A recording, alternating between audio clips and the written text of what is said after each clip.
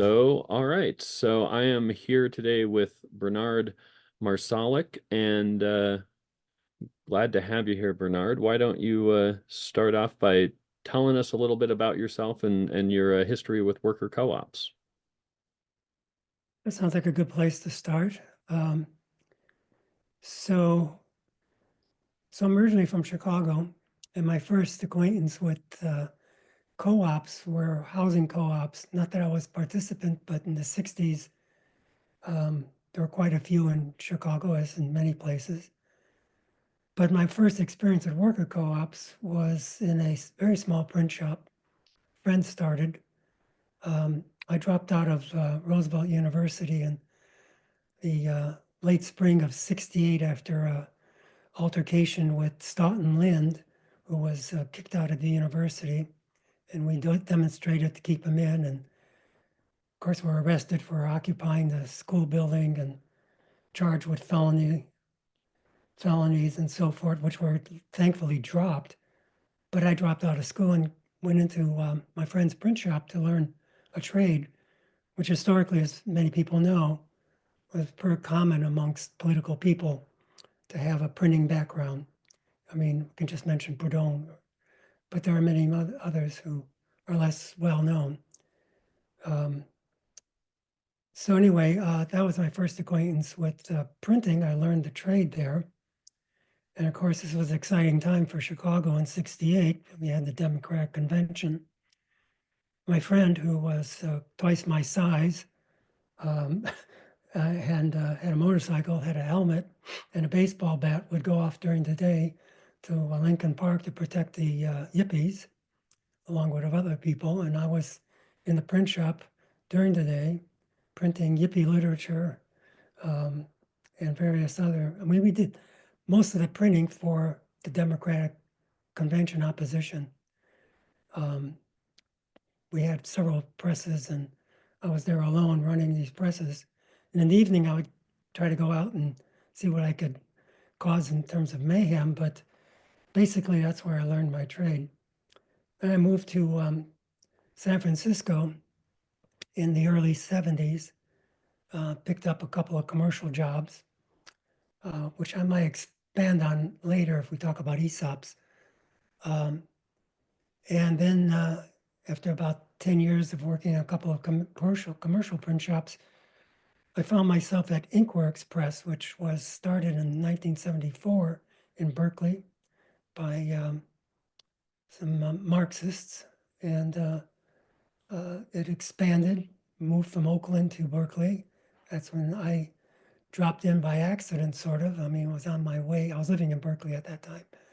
And I was driving by and saw their shop and knew a little bit about their background, but being something more of an anarchist than a Marxist, I didn't feel too comfortable working there, I thought. But it turns out that by chance, my skills in pre-press were exactly what they needed. So I spent almost 18 years there working in a collective print shop, which was, in the co-op, worker co-op community generally across the country, there aren't that many industrial co-ops or manufacturing co-ops.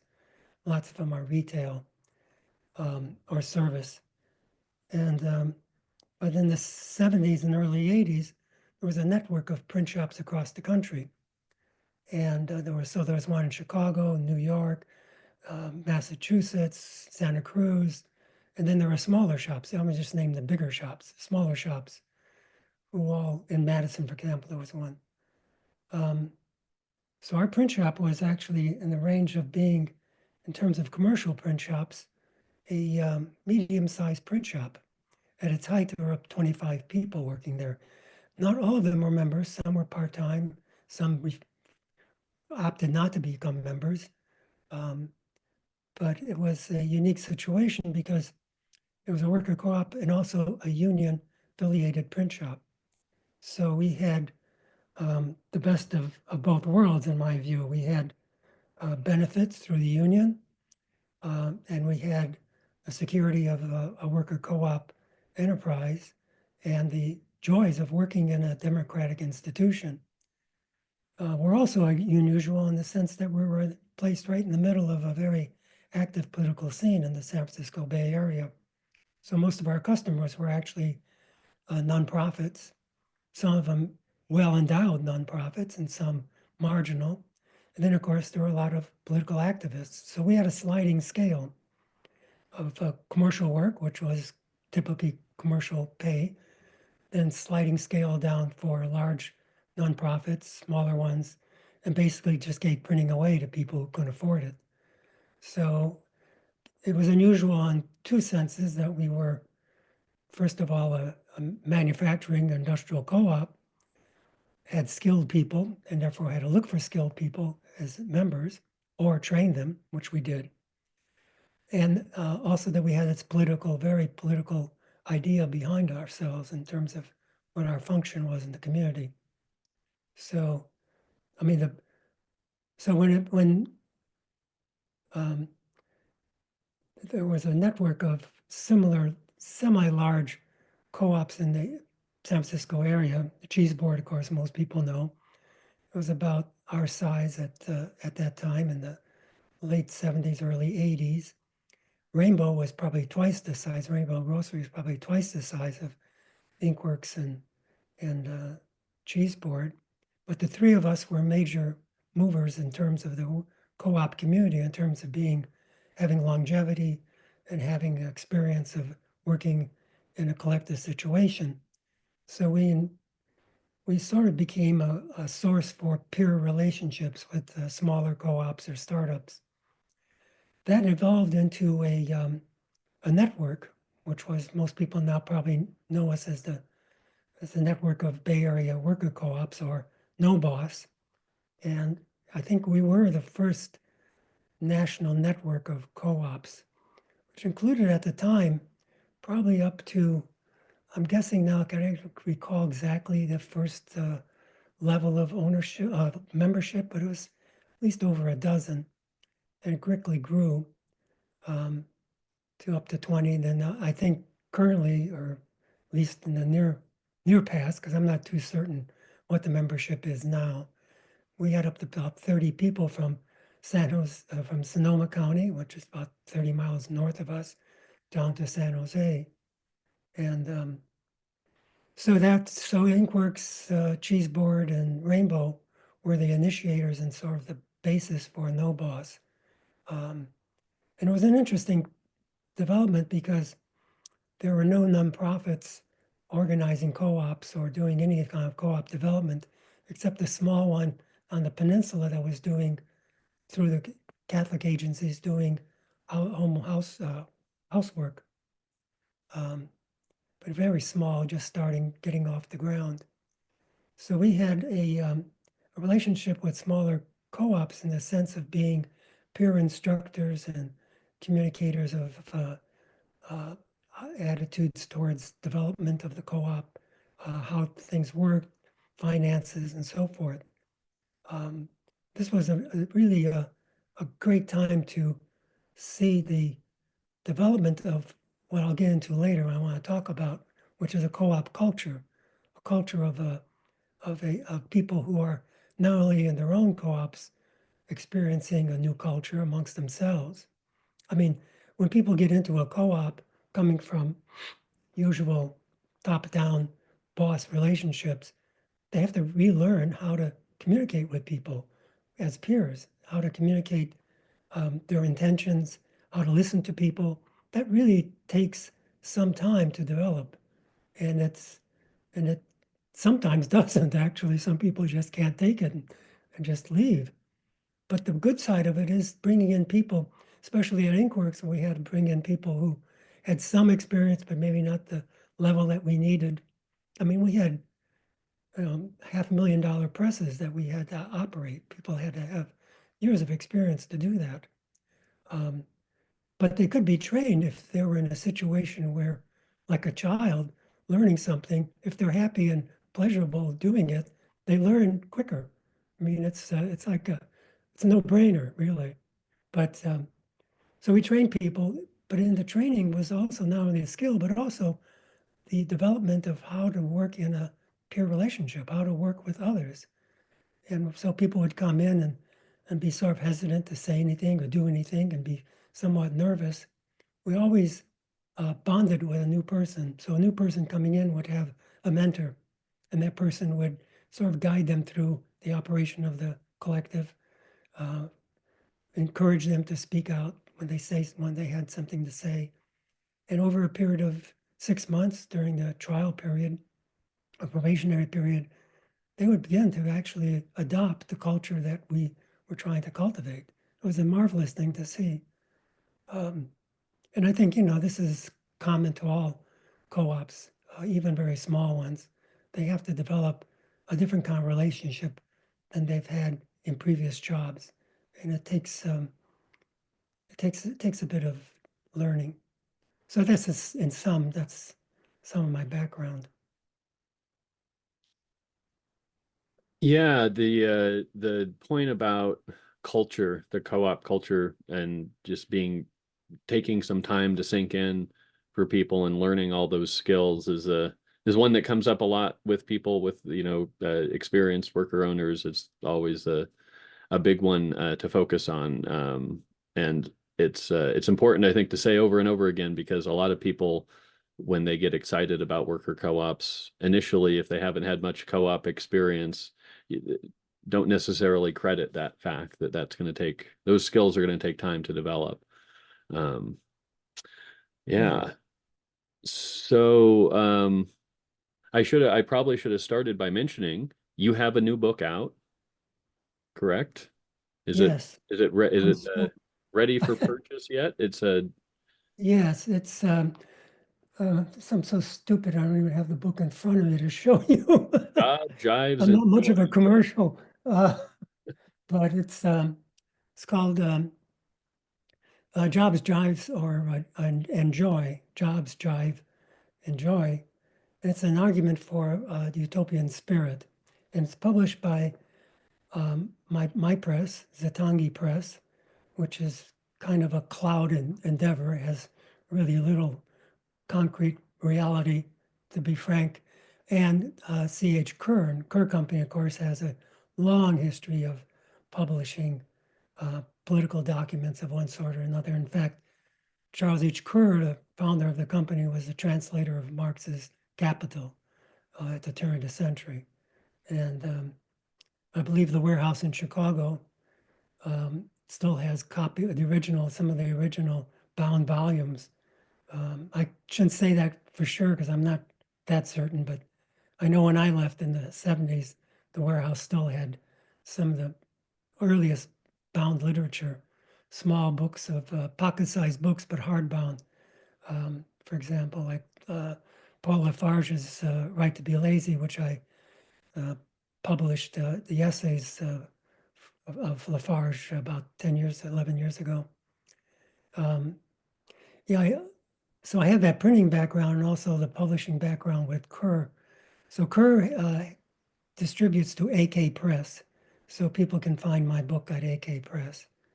Um, Maybe if I can pull away for a second, I'll grab a copy and Oh, I can edit in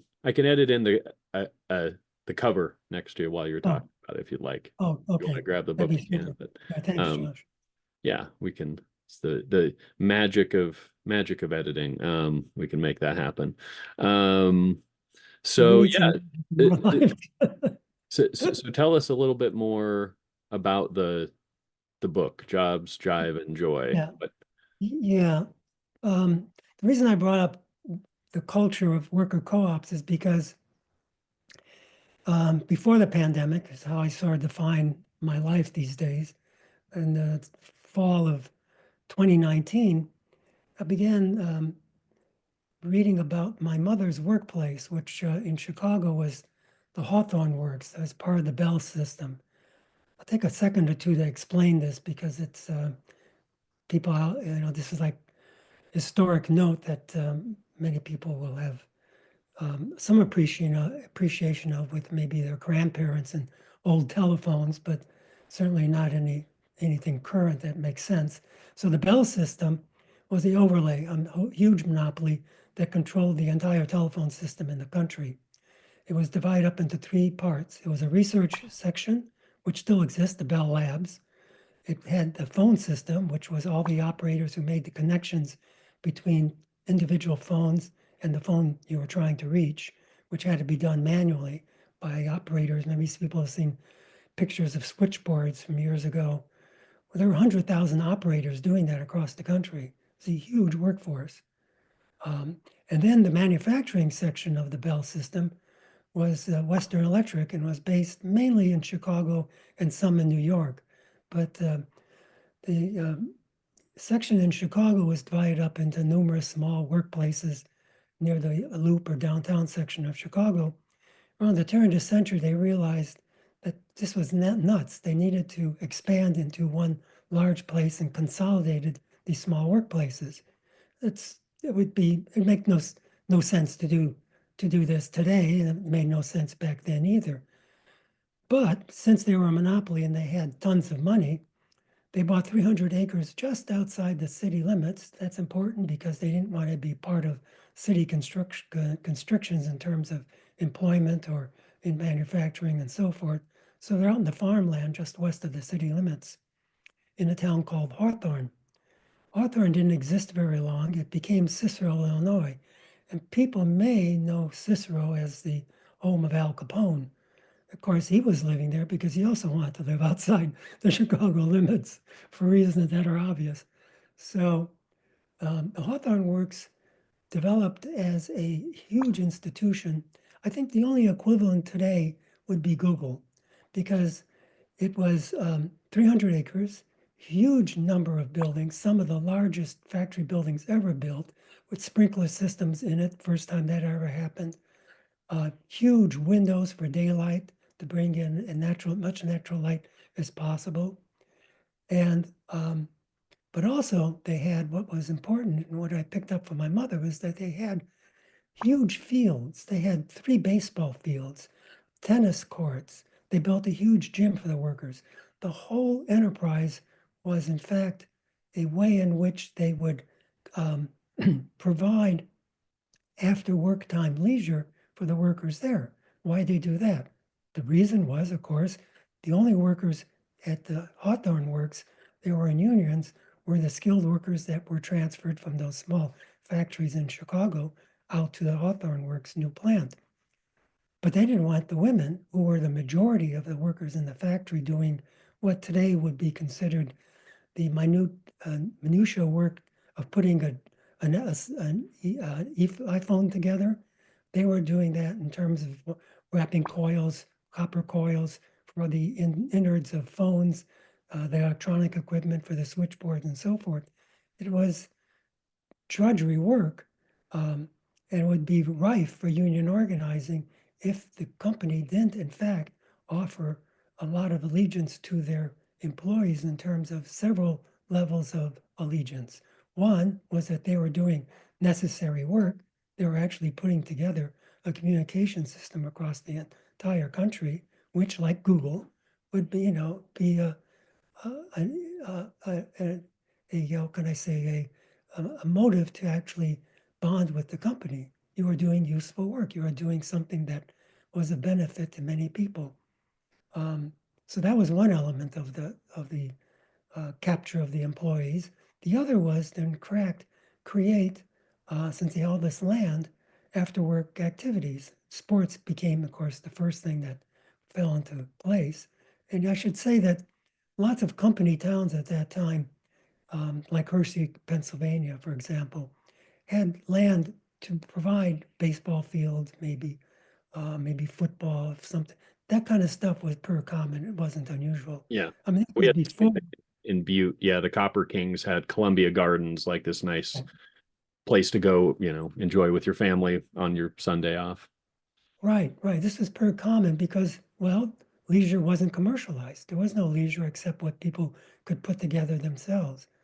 Well, the Hawthorn Works went one step further than all that because of their monopoly position and the wealth that they had. They not only had the fields, they built an enormous gym. I think several of them, so people could play tennis inside when it was misery outside, cold and miserable outside. But even beyond that, they set up a library, they set up a clinic, they did all this work to actually create a whole life experience for the workers there.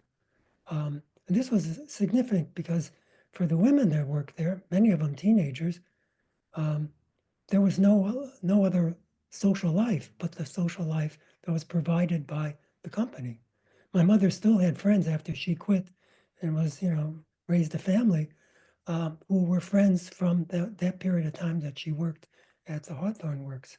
She worked there for over 13 years.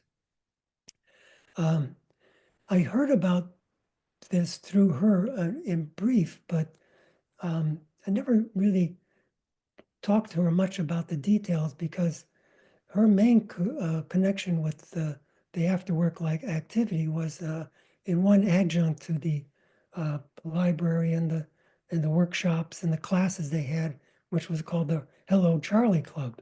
The Hello Charlie Club was really a kind of a um, I don't know what to call it, sort of a women's um,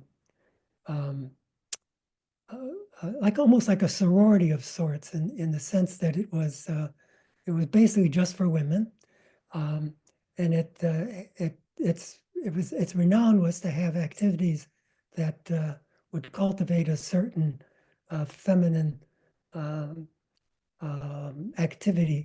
There were, for example, at the time, yearly uh, Hello Charlie contests where the woman who won the Hello Charlie contest was for a year the advertising spokesperson for the bell system. I mean, this is sort of ridiculous today, and obviously a um, an obvious what should I call it, disgusting development. But on the other hand, uh, in the classes they had in the workshops and so forth, there was a women's gun club. So here we had rifle training at the Hawthorn Works for women. I mean, this is like, I mean, if I tell people that, they just don't believe me. They just think this is nuts. But they had, they had literary clubs. And the thing about the club, it was called the club, this leisure time activity, was that it was managed by the management there. The people running it were actually part of management. That was their job, is to maintain the club. Um, but the workers themselves would bring propositions for or suggestions for activities.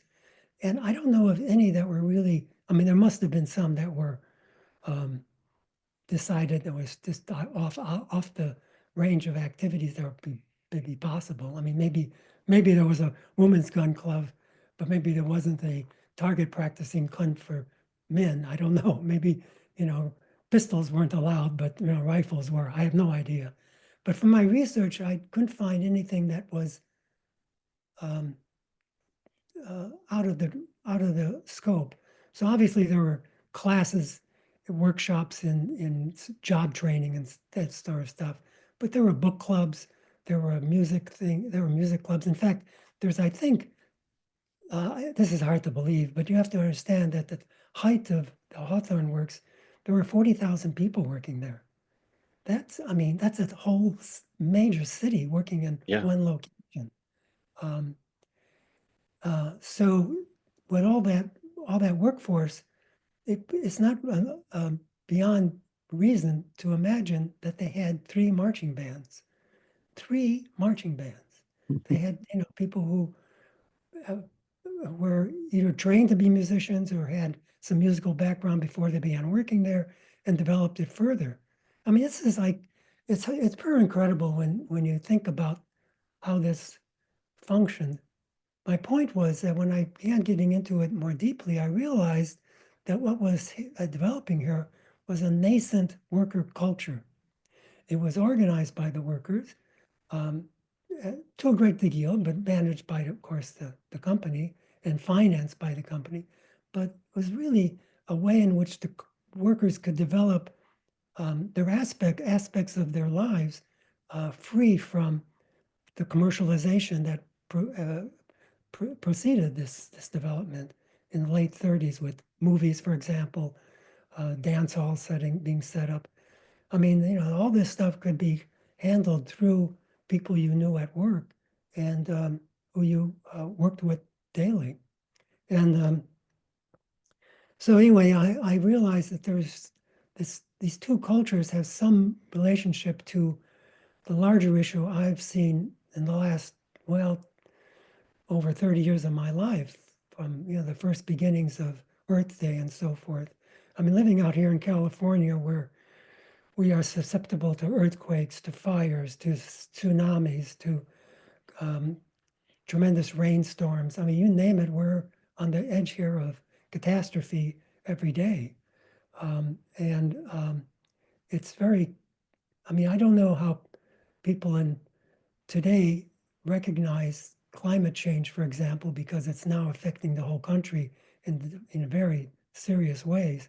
But 30 years ago, um, in California, it was a very real situation with forest fires and earthquakes. I mean, the earthquake we had um, it was 25, 30 years ago now, brought down one of our bridges. The East Bay Bridge was destroyed.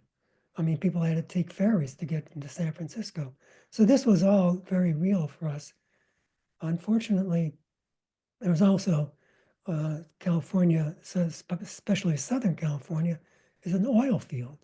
And I remember as a child visiting California with my parents, visiting a friend of my father's in outside Los Angeles.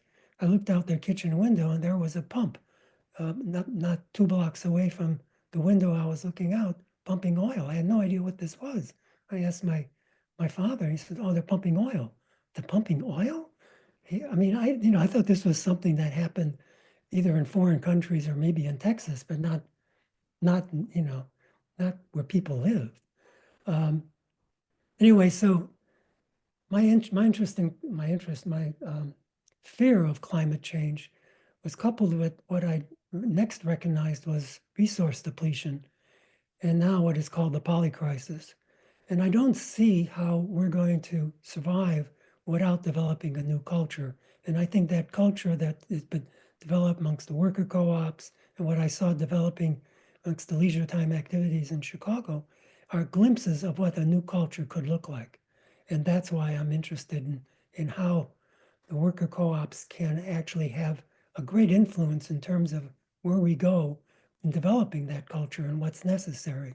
Because it's not going to happen from the top down. Forget that. I mean, the way there was a great deal. I mean, lots of young people these days are pushing for a youth conservation corps, something like the old CCC, the New Deal. Well, that was up and going, and Biden set up the money for it and everything, and now it's been scuttled. So, so much for spending years and years and time and energy trying to get the federal government to do something. I mean, it might work, but you're taking your chances, and what you're missing by developing all your time and energy towards doing that kind of activity in terms of influencing a top-down solution is misses the element of local control that could be developed. I mean, there's tons of money available, not just through the federal government, but through local agencies, foundations, churches. There's all sorts of money available locally that people could draw upon, not to create nonprofits that simply push some minor effort to green our roofs and so forth. That's necessary, but more major stuff in terms of actually setting up real self-reliance in terms of, for example, networking small farms, networking the food industry. And co-ops, I think, can play a big role in getting that off the ground. And in some places, I think it's happening. But we need to develop that further. And I think Geo, for example, has been doing a great job in promoting that sort of view of how the co-ops can actually play a big role in developing resistance to climate change and to resource depletion, and in fact, a whole new way of life that we're going to have to live. One that's not based on sacrifice, but based on something that's enjoyable, because we're going to have to enjoy our lives, not have to sacrifice them.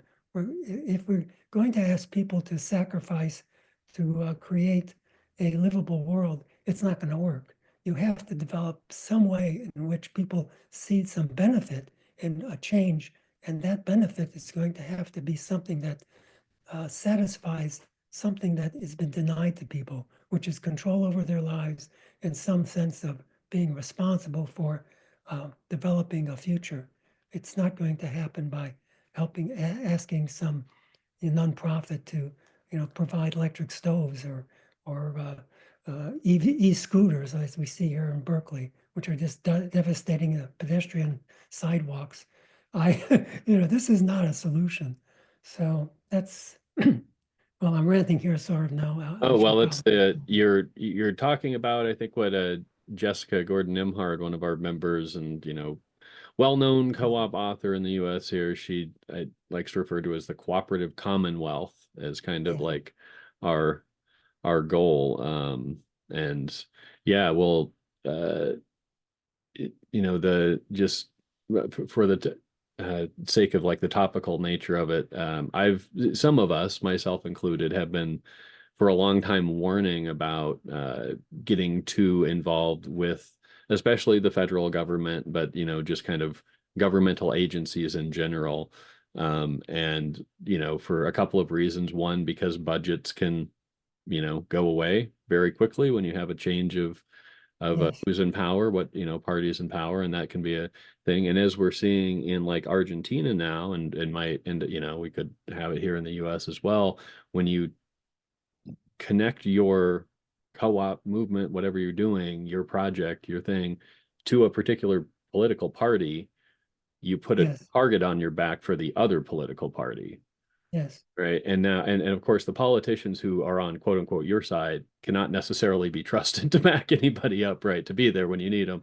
So right, it's like it feels like a dangerous game to play, and I understand why people want to try to have effects on the people who have the controls of the levers of power in our society. But I think you're very correct, and that's what, yeah, definitely in Geo we feel like we want we need local control, local power, local funding, and and even within our co-op movement, we've been very supportive of like regional co-op federations and municipal co-op right, federations like No Boss, as that's really the where a lot of the good stuff happens. So, um, yes. And I'm very happy to see developments like I think the Cincinnati group, for example, is allied with local unions, mhm. uh, and that makes that makes for certain solidity and a way of leveraging power.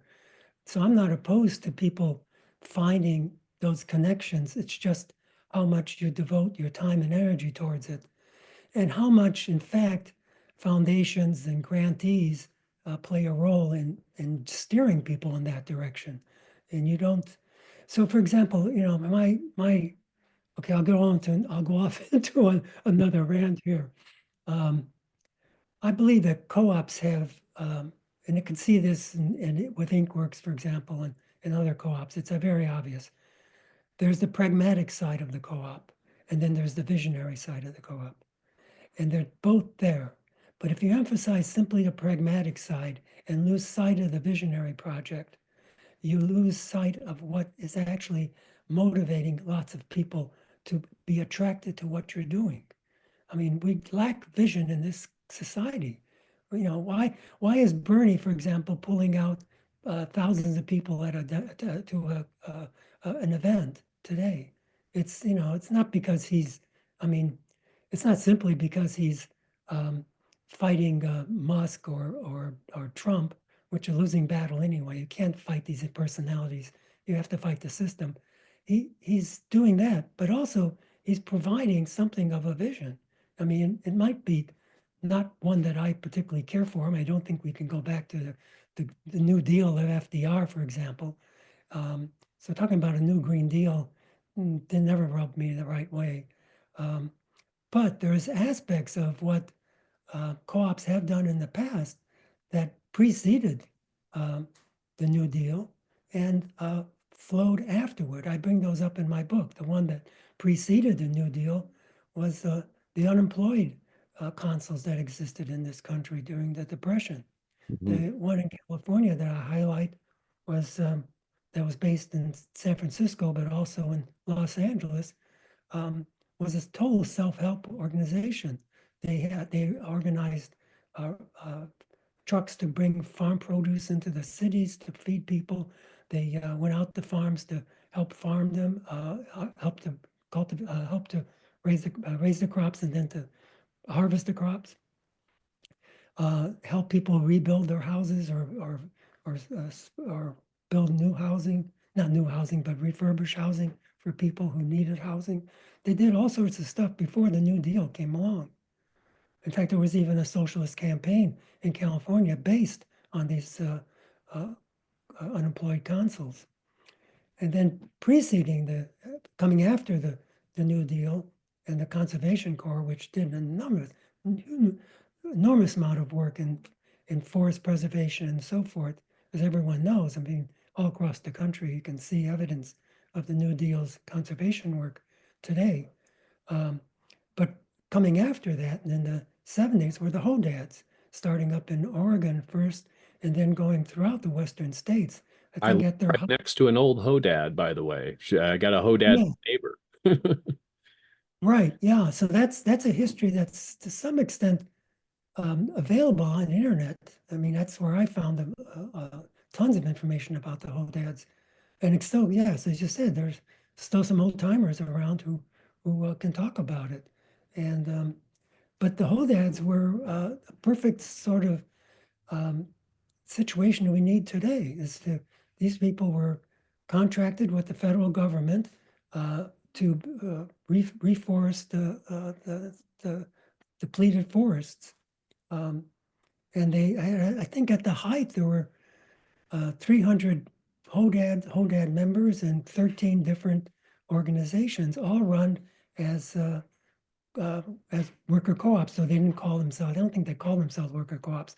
They were simply co-ops at that point. But it uh, it was an amazing situation that developed for, I think, more than 15 years. I mean, I think they got to the point where they were in every Western state and doing more than just restoration. The Hogad name comes from the tool that they used, which was kind of a pick on one side and a hoe So or a blade on the other. So they would break the earth and then with the hoe, the blade, dig a hole large enough for planting a small tree, a sapling. But they did other sorts of restoration work too. So this was, to me, this is an example of what we could be doing today. I mean, why can't a church group, for example, get together and develop a similar sort of situation, even starting small and doing it just in the summer when kids are home from college and stuff. I mean, this would be an example that could be transferred and replicated across the country. I mean, we don't have a lot of time to fight this. I mean, it's going to get worse. It's not going to get better with climate change and resources depleting and the poly crisis, as they call it now, because we have several issues that we have to deal with. But we can start small. We can start locally, and and um, so I bring these issues up um, to discuss what could happen if people had the vision, and that's why I think the vision is so necessary in developing more co-ops. mhm. I really bridle under this term worker-owned co-op. I mean, there's ownership, of course, in a sense, but you can think of co-ops as a commons, and a commons is not owned by anybody. The commons is cultivated or used if it's a forest, for example, to gather wood by whoever is available nearby, and the participants agree can be a commoner. It's an arrangement that works on the basis of a membership, not a basis of ownership. I don't buy a portion of the commons. I'm granted a portion of the commons by people who are commoners already.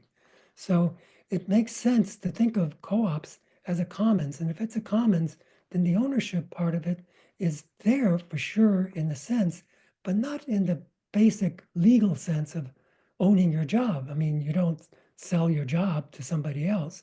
You don't have the role of an owner in a relationship, like, for example, a condo, even. You don't have ownership of the job in the sense of being able to sell it or being able to transfer it to somebody else. You have ownership of a right to vote. That's it. You have ownership of a vote. And Mm, that vote, though, is ownership only as long as you are agreeable to the membership. If, for example, you start slacking off and not doing the job or having some kind of mental breakdown, I mean, you'll be helped to try to get back in line. But if it doesn't work out, or if for some reason you decide that you can't stand the personality and you can't agree to work with that person, then you're gone. I mean, you can't be tolerated in a situation where you're disrupting an entire group. And that's, I've seen that happen. I mean, it's not a pleasant situation, but it's necessary to keep the group focused. So for me, it's I mean, I would what the UK, what the United Kingdom did, Great Britain did, when they talked about co-ops in the 60s and 70s, they talked about common ownership, which makes more sense in the sense that it's a common uh, endeavor that we're involved in, and our ownership is a group ownership. It's not an individual ownership. So mhm. that makes more sense to me. And I just prefer saying, worker run co-op. What's wrong with worker run co-op? Yeah. I mean, it's the control that we have on the job that's important here. It's not what we own, it's our control. So, and especially with retail co-ops, they're usually per small. I mean, there may be, you know, a large coffee shop, for example, may have 12 people in it, but that's probably the limit for all sorts of reasons. But, it's at that level, everyone can be in a membership meeting. It's not like you have 250 people or whatever the current number is at Rainbow, where they have to break down each department into like a small co-op, so the produce people have their own network and their own agreed way of working together. The cheese people do their own cheese thing.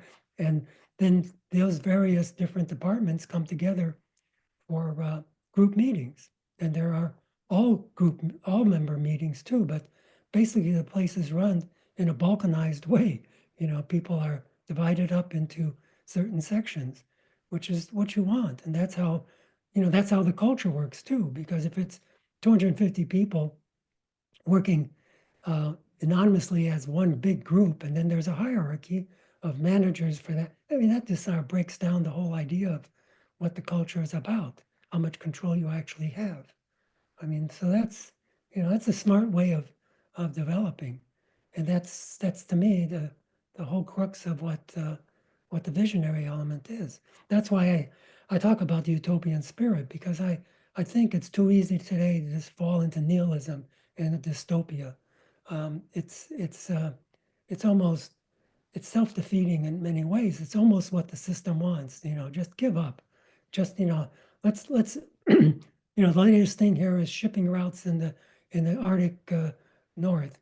Great. So now we're going to be able to ship our crap from one place to another quickly and avoid, going through the Middle East and the troubles the so-called troubles that are happening there.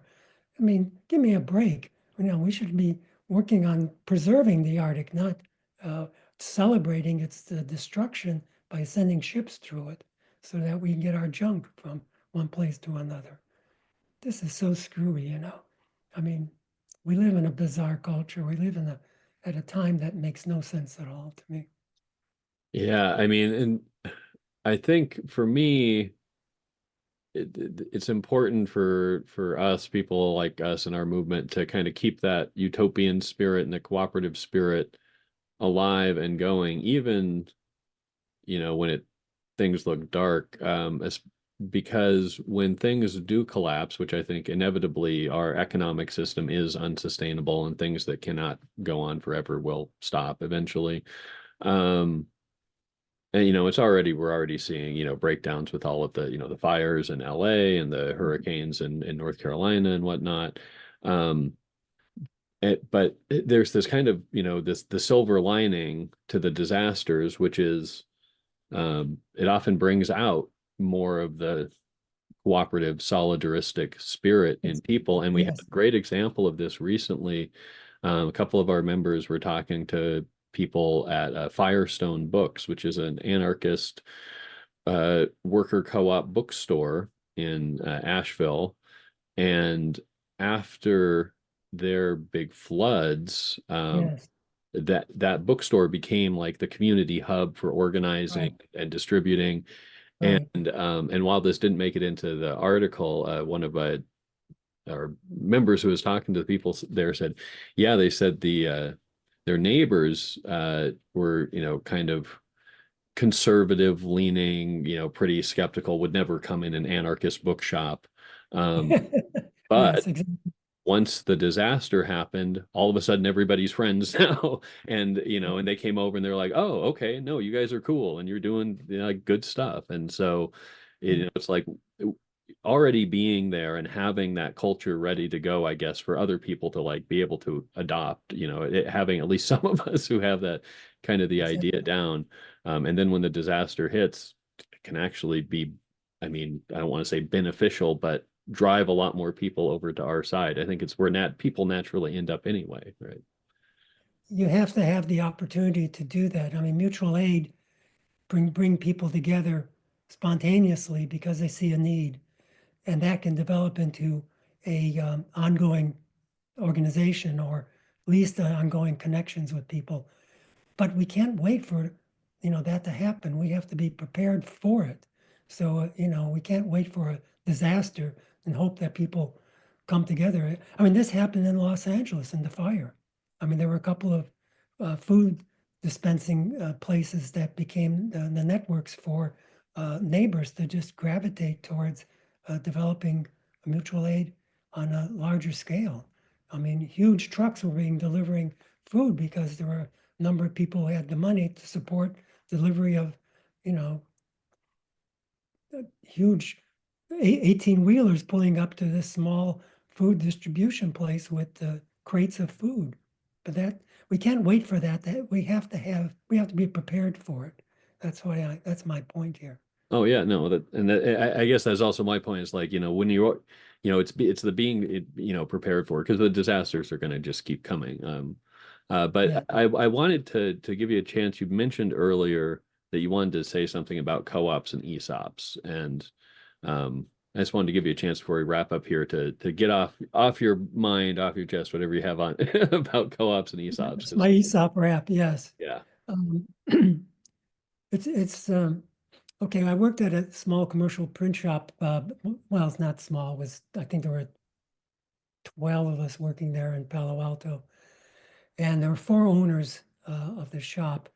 It weren't an ESOP. There were just four individual owners of the shop, and they were thinking of retiring and how they would transfer the ownership, not the land, because they recognized the land was very valuable.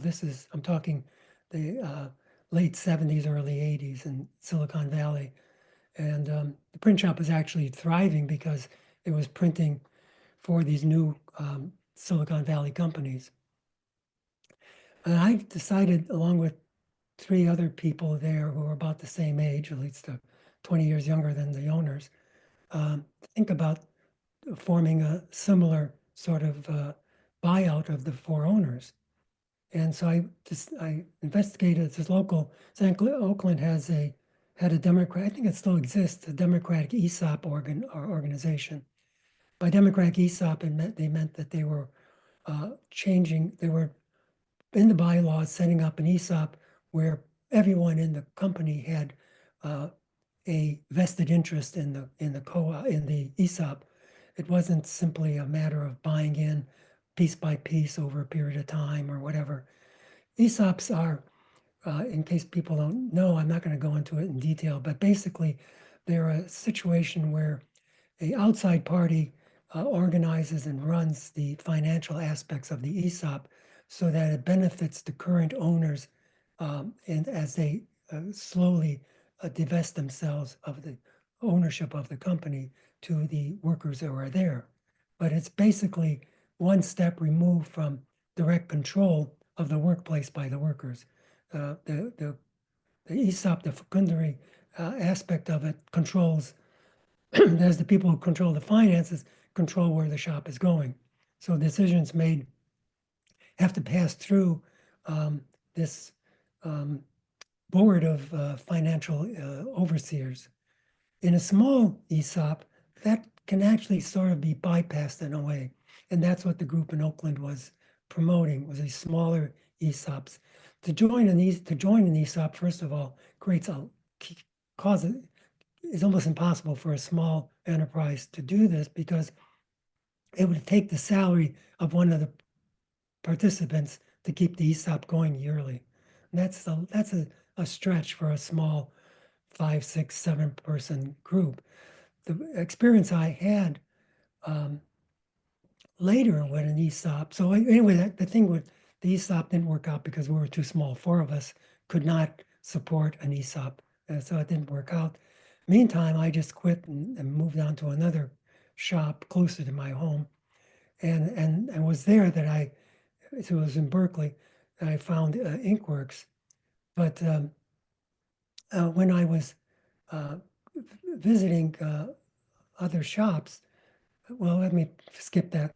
When at Inkworks, we bought most of our ink from a small ESOP. That is, I think it was maybe 7, 8 people working there, maybe a few more people on worked part-time, but they mixed their inks and stuff. We bought their ink mostly, and they were an ESOP. And the salesperson who came over regularly, of course, to sell us the ink and keep in touch with us, would marvel over how similar our co-op was to their ESOP, because all of the members of the ESOP there would have, I think there were not weekly, maybe bi-monthly meetings, or there were regular scheduled meetings of all the members there who decided on how things would function. Now, those democratic ESOPs are a tiny, tiny portion of what the ESOPs are about.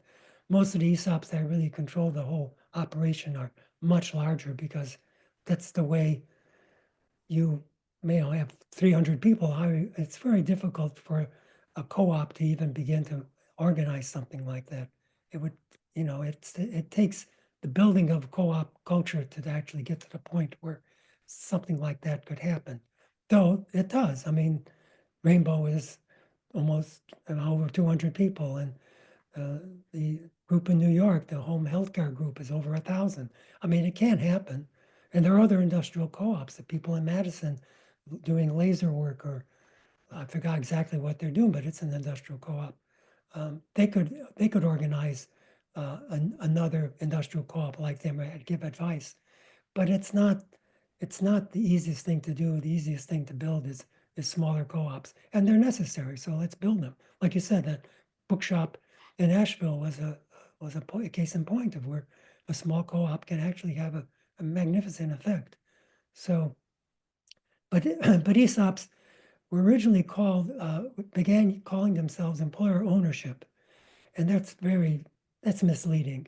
I mean, it's ownership in the most removed sort of way. But when the co-op movement began to develop with some grant money and foundation funding, the notion of co-ops as worker-owned co-ops developed. So they took the ESOP employer ownership thing and changed it to worker ownership, and that was because they thought that would develop a more easily understood relationship between people and their job. That might work, but I mean, I can see that, that might be necessary. But what's happened is that that's taken the entire scope of how co-ops are discussed today, and the visionary aspect, as I mentioned, it gets lost. I mean, maybe at best it gets picked up in, conversations once the group is forming and so forth. But I don't see evidence of that happening really. And I think it may develop like in Cincinnati or in Buffalo, or now in Dayton, which is sort of spun off from Cincinnati, I understand. Chicago, maybe. It's places where people who are developing issues around land and developing land ownership in like a land trust or situation, that might be a way of discussing the visionary element, because once you have something concrete like land, you have to figure out how you're going to use it. You have to think long term. Thinking long term is visionary thinking. So, I'm hopeful that some of this will work. And my book is an attempt at giving some evidence of how that's worked in the past, how it can work, and giving um, some inkling of what utopian thinking has been in the past, even the most fantastic utopian thinking of Fourier. Fourier was a French utopianist who many people today laugh at as promoting uh, a, a vision of oceans full of lemonade, which of course was a total joke. I mean, this was, just was a spoof on the whole idea of creating uh, a pleasant future. Utopias were more than a way of imagining a utopia as a heaven on earth. They were also a way of envisioning a vision of how people could live together differently. And Fourier had an enormous sensibility about how people would work together. His passions were really a psychology of how people could make work pleasurable. And, so there's aspects of all this. And let me just wind up here by mentioning one other thing that I think is unknown, namely in the co-op movement. There were 3 million cooperators in Poland during the interwar period. They had a whole society of co-op retails, industries, farms. The whole system was set up as a way of avoiding the marketplace, avoiding the capitalist structure. And this was very conscious on their part. There were 3 million people doing this. It existed to some extent even after the war, with co-ops being still being run during the communist period. But some of the Solidarność period, when the workers struck at the Gdansk shipyard in 81, was a development of that history. Their grandparents and parents of the people who were working in the shipyards knew about those co-ops. They had that sense of working together in something as an enterprise beyond just simply the market and beyond the Communist Party.